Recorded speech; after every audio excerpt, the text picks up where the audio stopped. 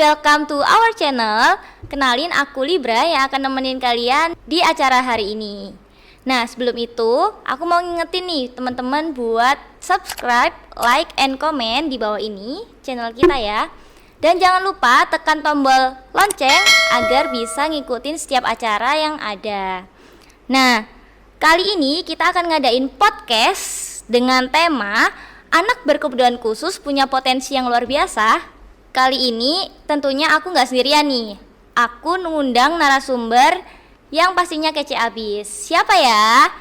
Jeng jeng jeng, please welcome Miss Windy. Halo, Yeay. halo Kak Libra. Halo Miss Windy, apa kabar Miss? Luar biasa.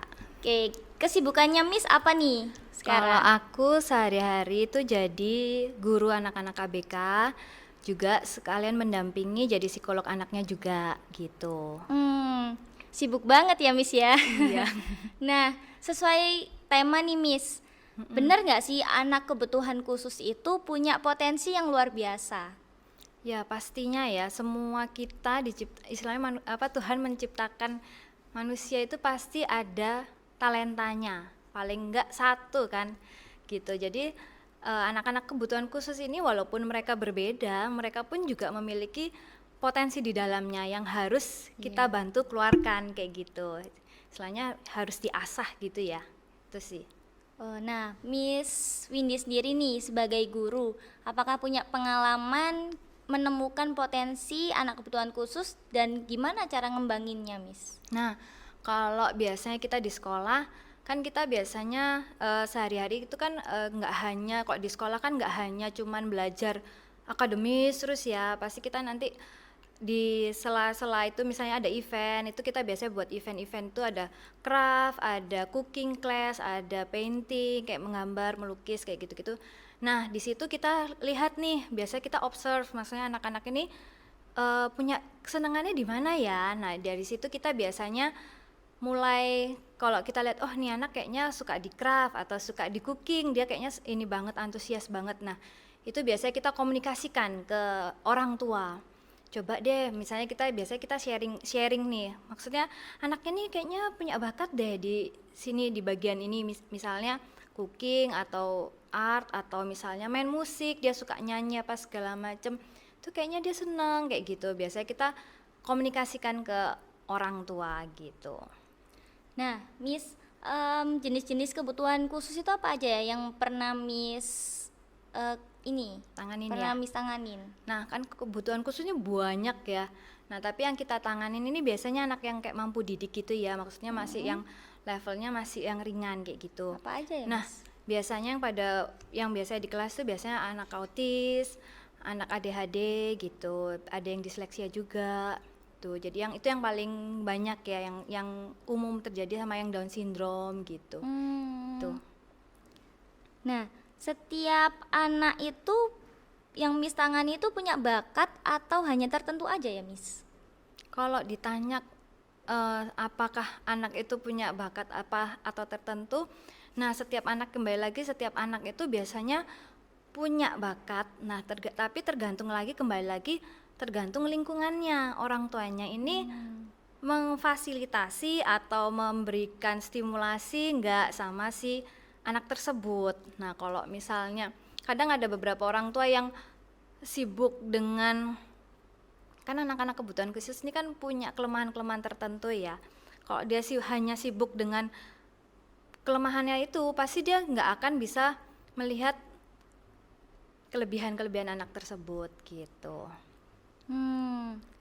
Nah, kalau bakatnya sendiri Miss, itu sama atau beda sih Miss? Misalnya nih, kalau anak autis biasanya bakatnya potensinya di akademik. Kalau Down syndrome biasanya mungkin di seni atau gimana sih Miss? Kita biasanya untuk anak-anak kebutuhan khusus ini biasanya kan ada yang kalau kita bilang high function ya. Kalau misalnya high function itu memiliki kecerdasan yang di atas rata-rata, misalnya kecerdasannya yang lebih bagus itu ada anak-anak KBK yang termasuk golongan high function itu biasanya punya nih kelebihan di akademis maupun di bagian yang kayak art atau apapun. Nah, tapi kalau untuk anak-anak yang memang dia kemampuan kognitifnya kurang, itu yang perlu stimulasi lebih.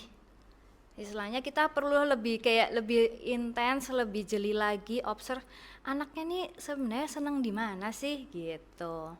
Itu yang perlu orang tua istilahnya perlu bangun bonding khusus sama anak. Istilahnya mengenal lebih dekat kan harusnya orang tua ya. Kalau guru kan kita hanya mengobserv di sekolah itu kan biasanya hanya beberapa jam. Nah, biasanya kita dari situ kita laporin. Kayaknya ke sini deh coba bisa diarahkan lebih lanjut gitu kan. Di orang tua kan pasti punya waktu lebih banyak, lebih panjang spend waktunya sama anak-anaknya. Anak-anaknya. Ya, Gitu. kalau Miss sendiri pernah nggak mengalami kesulitan saat Miss menangani anak kebutuhan khusus?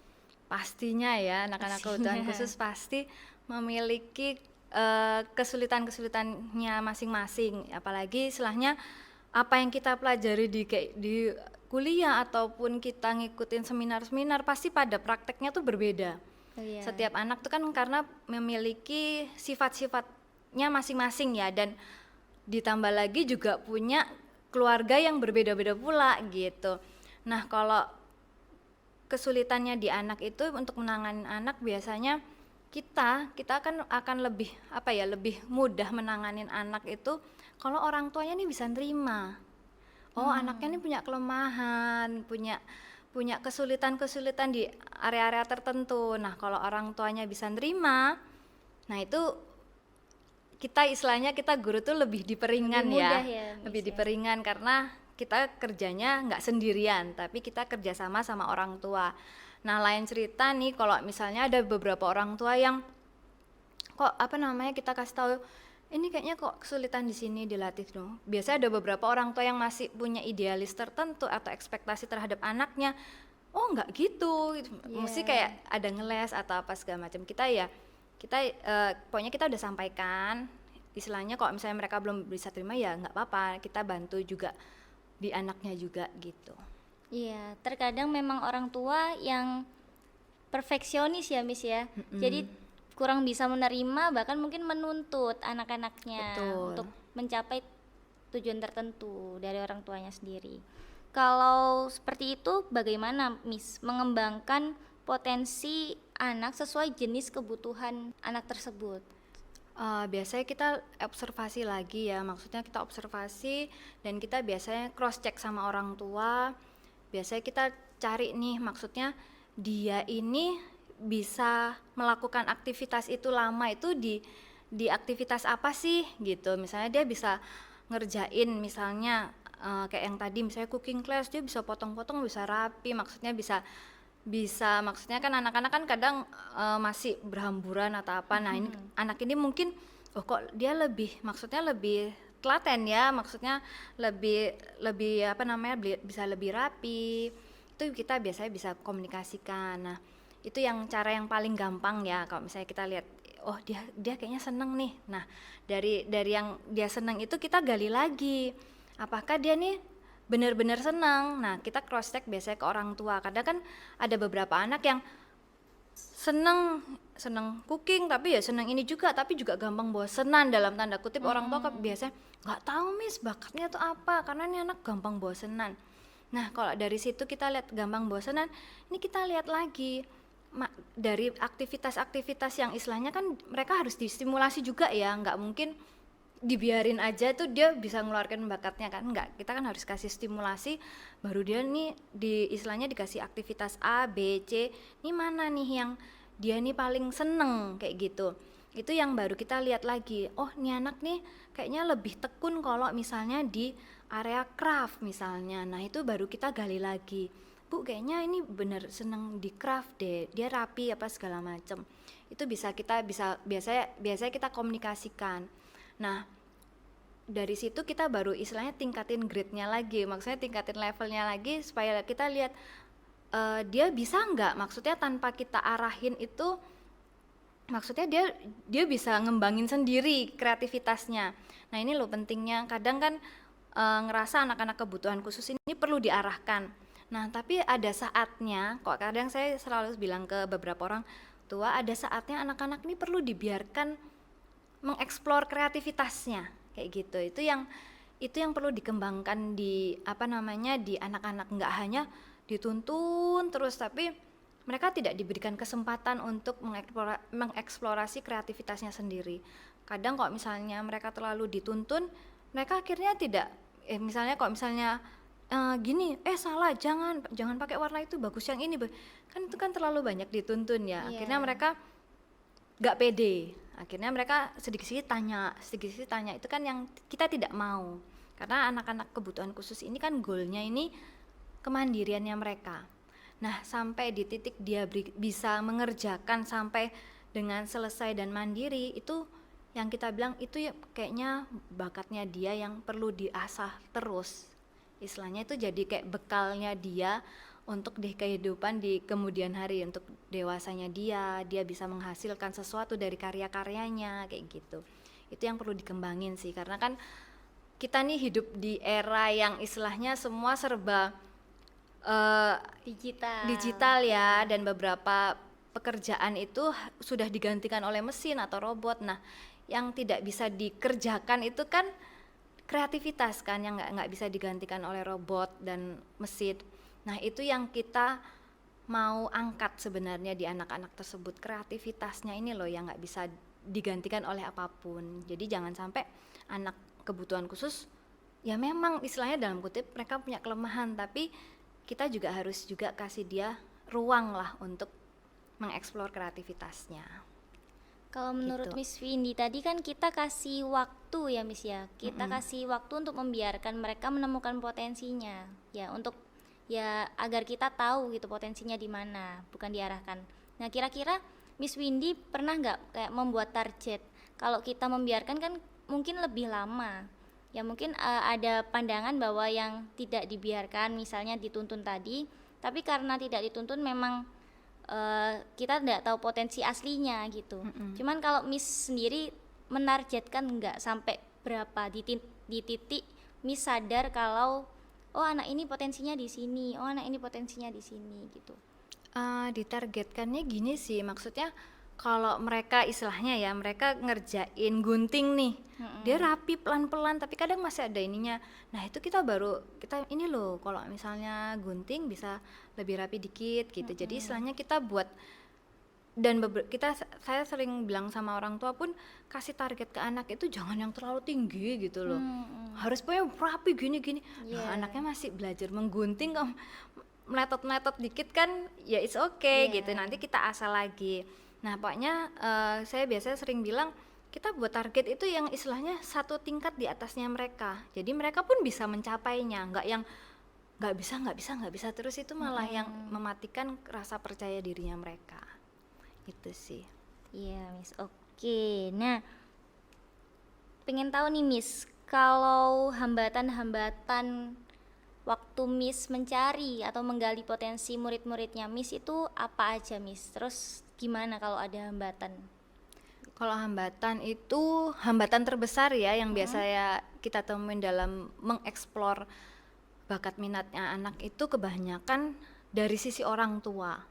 Yang tadi kembali lagi, penerimaan itu sangat penting ya, maksudnya kondisinya anak saat ini, istilahnya kondisinya saat ini itu belum bisa, tapi ada kok kemungkinan untuk belajar itu masih ada gitu. Itu yang biasanya kita harus biasanya konselingin atau enggak kita komunikasikan gitu. Itu hambatan paling besar sih, maksudnya meruntuhkan idealisme dan ekspektasi orang tua, itu yang hambatan terbesar. Dan hambatan yang lain itu juga kembali lagi ke orang tua lagi ya. Maksudnya terkadang ada beberapa orang tua yang ya udah anakku nggak bisa dan aku juga sibuk, misalnya aku harus masukin ke misalnya tempat khusus, semua di tempat khusus kayaknya dimasukin semua, kayaknya ABC semua dimasukin. Memang mereka punya fasilitas mungkin ya, tapi kembali lagi untuk anak-anak seperti ini, walaupun mereka sudah diberi fasilitas, tapi kalau istilahnya di rumah mereka tidak dilatih lagi, itu ya percuma, kayak sama aja bohong.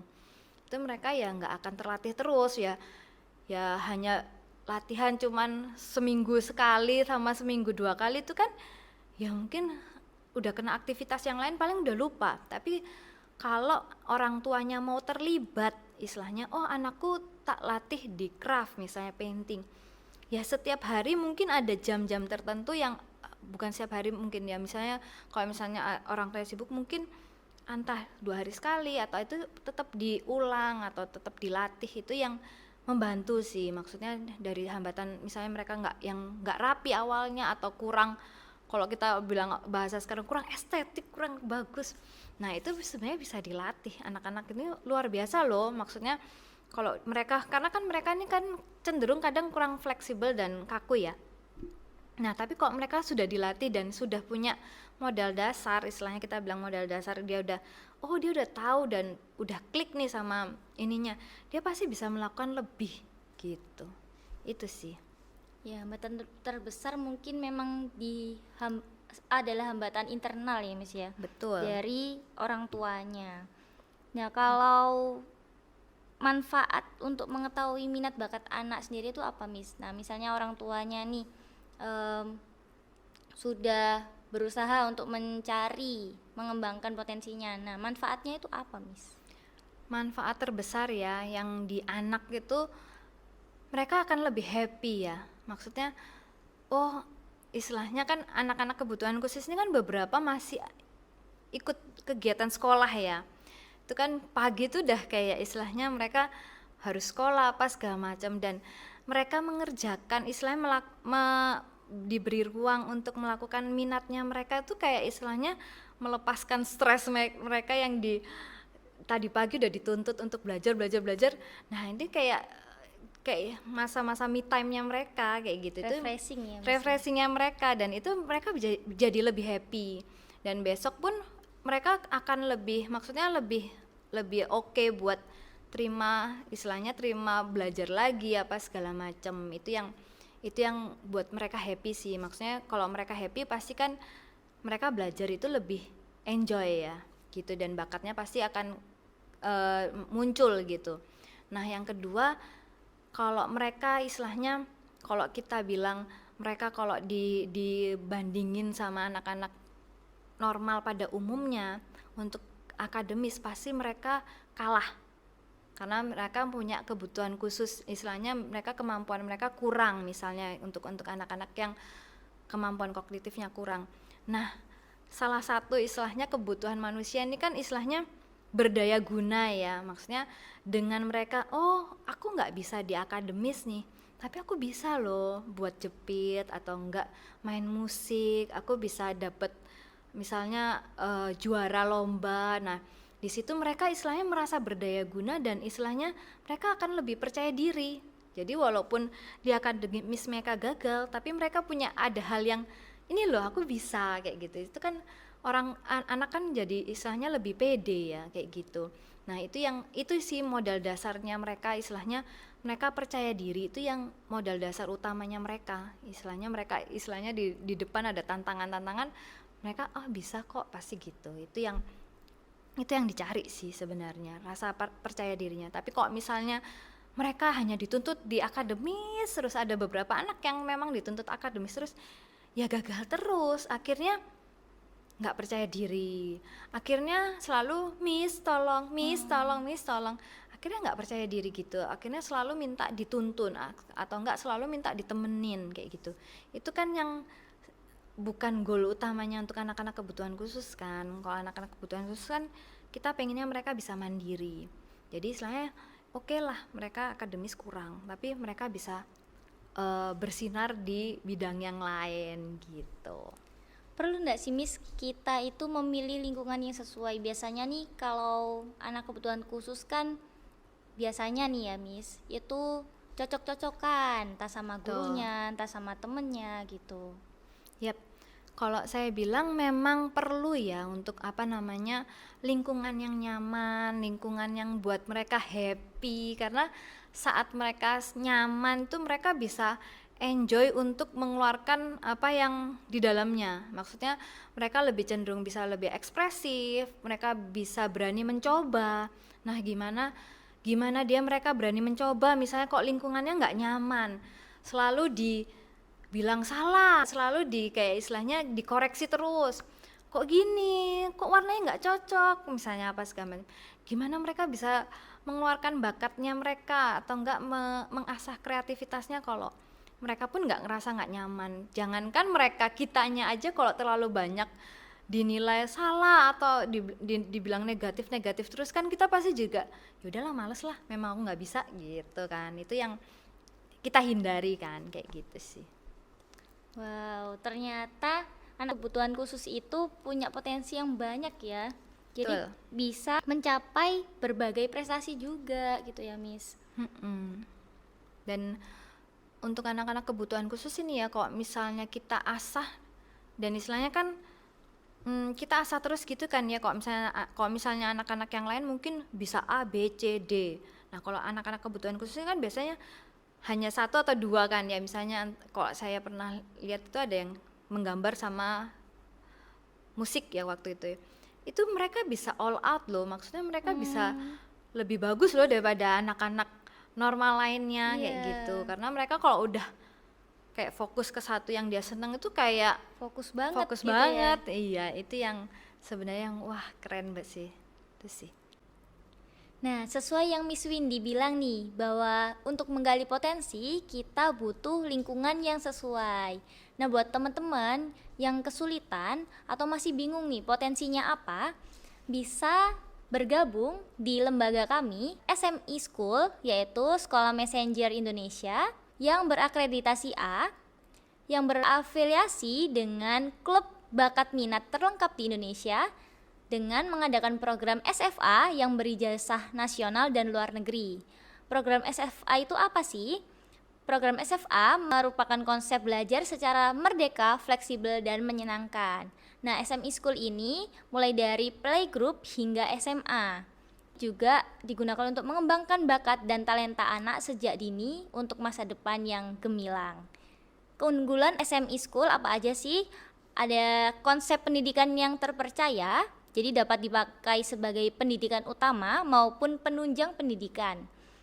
Kurikulum yang digunakan juga kurikulum nasional dan luar negeri sebagai kurikulum penunjang.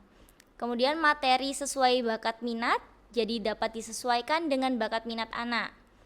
Dan juga ada fun learning di mana pemberian materinya itu menyenangkan sehingga anak-anak mungkin yang berkebutuhan khusus tadi yang kata Miss Windy mudah bosan, di sini anti bosan. Nah, buat teman-teman yang mungkin sudah memiliki sekolah tapi sampai sekarang tidak tahu potensinya di mana. Kok aku belum nemu sih potensiku di mana? Kok aku belum bisa ya temukan potensiku. Tenang, bisa bergabung juga di Messenger Academy. Messenger Academy adalah pusat pelatihan bakat minat dan bimbingan belajar terlengkap dan berstandar World System yang terintegrasi dalam bagian pusat kegiatan belajar masyarakat yang telah terakreditasi A. Nah, ini dibuka untuk umum ya, jadi mulai dari TK, SD, SMP, SMA, bahkan yang sudah bekerja bisa bergabung bersama kami. Program-program kami juga sangat banyak sehingga apapun potensinya pasti bisa ditemukan di Messenger Academy. Mulai dari creative animation, fotografi, video editing, sinematografi, acting, poster design, fashion design, make up, public speaking, English, Mandarin, Japanese language, Korean language, creative craft atau clay ya, digital marketing, YouTuber, coding, vokal, e-sport, cooking, digital painting atau drawing, face painting, bimbingan belajar, musik. Nah, musiknya juga banyak nih cabangnya, ada piano, cello, bass, keyboard, drum, lalu ada university companion dan masih banyak lagi. Jadi jangan ragu, kamu pasti bisa menemukan potensimu dan di sini kamu bisa mengembangin potensimu sampai kamu bisa meraih banyak prestasi dan juara. Nah, untuk informasi lebih lanjut bisa menghubungi nomor yang ada di bawah ini ya untuk SMI School dan juga untuk Messenger Academy. Kami mengadakan online class dan onsite class. Untuk onsite class kami ada di Spasio Tower Unit 507, lantai 5, Jalan Maijen Yonoswoyo, Surabaya. Jangan lupa untuk tekan tombol lonceng dan saksikan acara-acara berikutnya. Sampai jumpa.